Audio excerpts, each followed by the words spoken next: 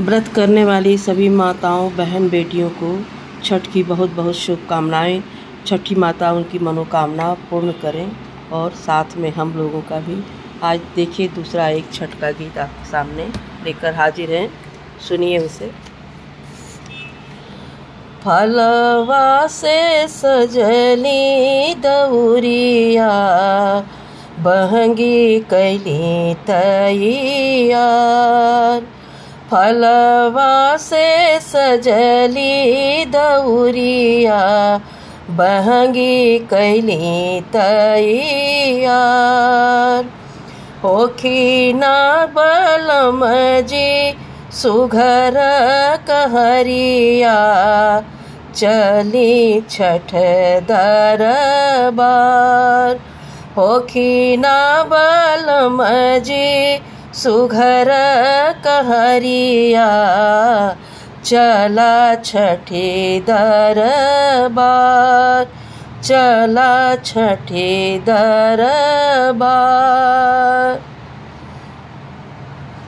अरे कठिन व्रत 3 दिन के उठवली मनवा में हसर मनवा सजवली। अरे कठिन व्रत 3 दिन के उठवली मनवा में असर मनवा सजवली। पैबू जाया शीस बड़ा बढ़िया। पैबू जाया शीस बड़ा बढ़िया चला छठी दरबार। होखी ना बलम जी सुघर कहरिया चला छठी दरबार। चला छठी दरबार। होइले गवन मन आस नाही पूजल। नौवा बझनिया के हबले न छूटल। आइले गवन मन आस नाही पूजल।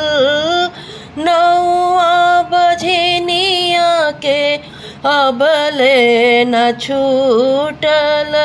छठी माता भरी है आचरिया हमार।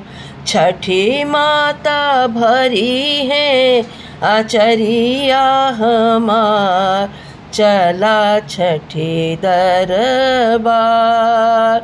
होखी ना बलम जी सुघर कहरिया चला छठी दरबार।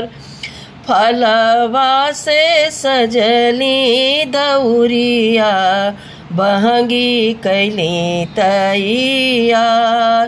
बहंगी कैली तैयार। होखी ना बलम जी सुघर कहरिया चला छठी दरबार। चला छठी दरबार।